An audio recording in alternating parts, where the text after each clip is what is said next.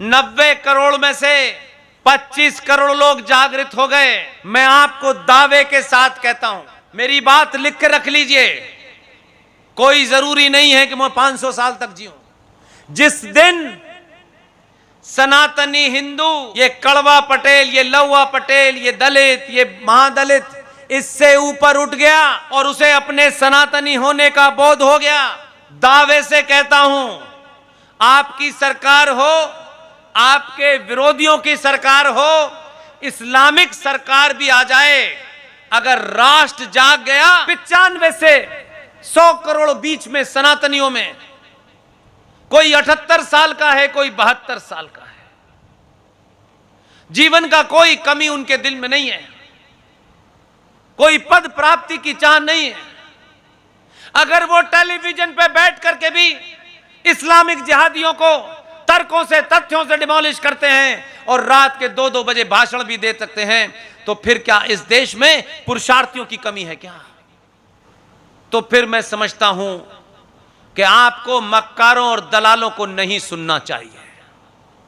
बहिष्कार करिए उनका, जो आपको आज के दिन भी झूठ बोल रहे हैं, जो हर छोटी बात को अपने एजेंडे के हिसाब से घुमा रहे हैं। वो कहते तो हैं कि हम सनातनियों की रक्षा के लिए हैं, लेकिन सनातनियों के हत्यारे हैं, सुपारी किलर हैं ये।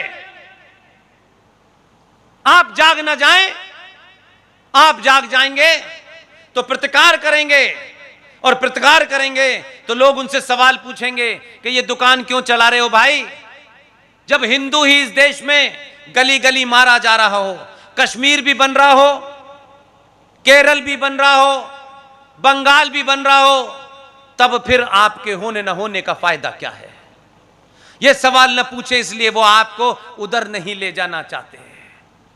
कश्मीर बन गया मुंह बंद, बंगाल में बहनों की, बेटियों की इज्जत चौराहे चौराहे लूटी जा रही थी, टेलीफोनों पे कहा जा रहा था अपनी बीवी को 2 दिन के लिए भेज दो, तब मैं तुम्हारा मकान खाली करूं। यह खुल्लम खुल्ला हो रहा था। भारत के लोकतंत्र की रक्षा करने के लिए हर राज्य में एक राज्यपाल होता है। बंगाल का राज्यपाल सड़क पे खड़े होकर के घंटों रो रहा था। यह 2022 के भारत का सीन है।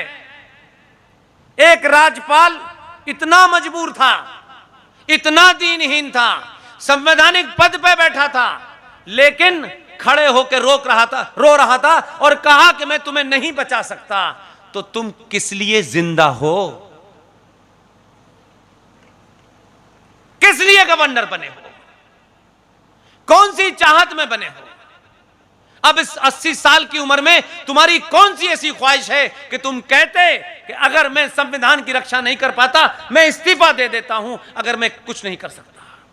लेकिन चिपके रहना सनातनी हिंदू की आदत बन गई है। इसलिए इन 70 सालों में आप चुप रहे, ठेकेदारों ने सुपारी ले रखी है आपकी, वो बोलेंगे नहीं, वो नए नए झूठे नैरेटिव चलाएंगे। इसलिए आज आपके शहर में ऐसे पंडाल मुझे टीवी में देखने को मिलते हैं जहां देश के प्रधानमंत्री या गृह मंत्री सभा करते हैं। मैं आपको कुछ कहने नहीं आया हूं, इतना ही बताने आया हूं, किन्हीं भी कारणों से कौन कड़वा पटेल है, कौन लौवा पटेल है, कौन ब्राह्मण है, कौन ठाकुर है, कौन दलित है, कौन यादव है, मेरे मूल में यह नहीं है। अगर आज भी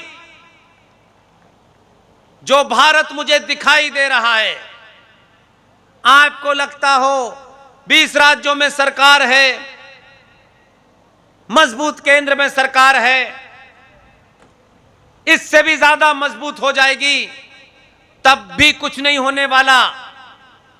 सरकारों के हाथ बंधे होते हैं। मैं समाज की जागृति की बात इसलिए करता हूं, 90 करोड़ में से 25 करोड़ लोग जागृत हो गए। मैं आपको दावे के साथ कहता हूं, मेरी बात लिख के रख लीजिए, कोई जरूरी नहीं है कि मैं 500 साल तक जीऊं।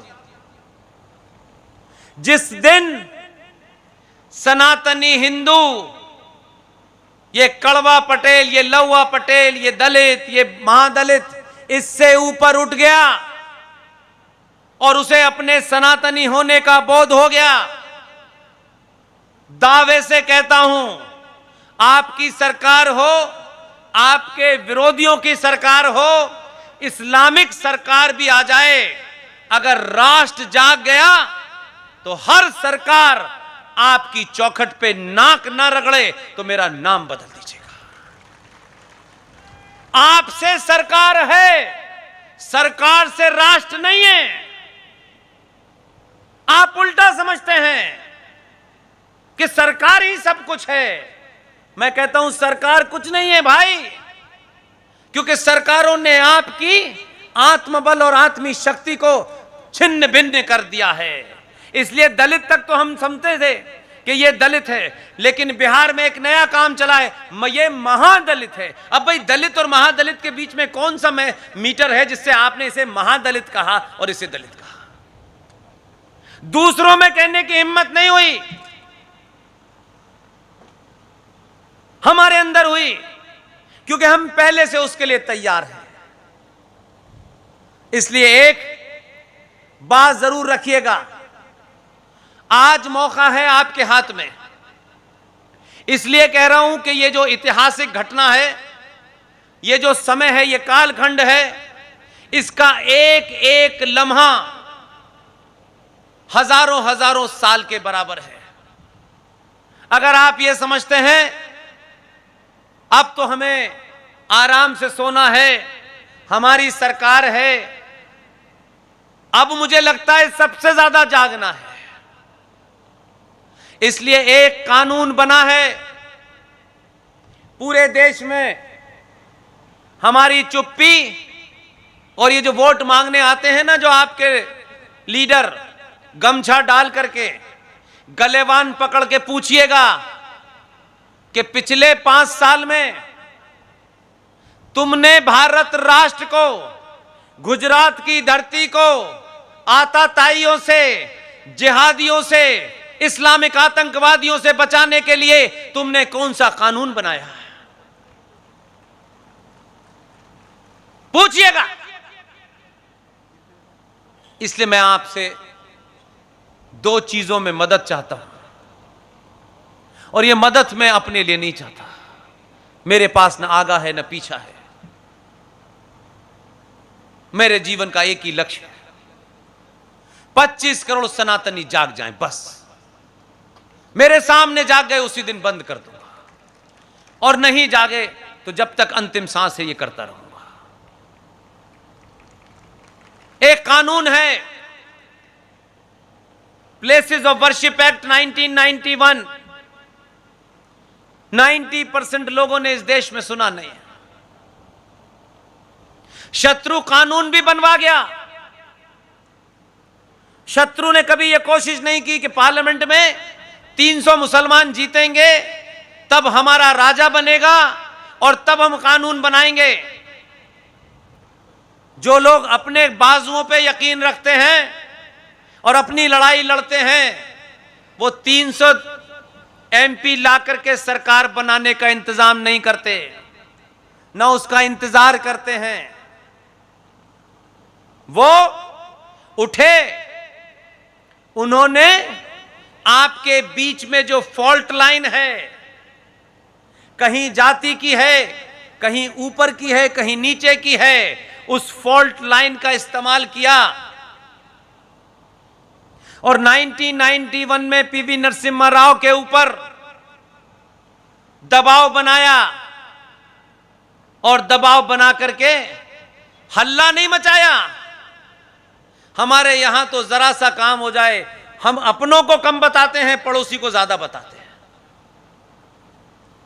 यह प्लेसेस ऑफ वर्शिप एक्ट बन गया और कहा गया कि भारत के अंदर 30 से 32 हजार, जिसमें काशी भी है, मथुरा भी है,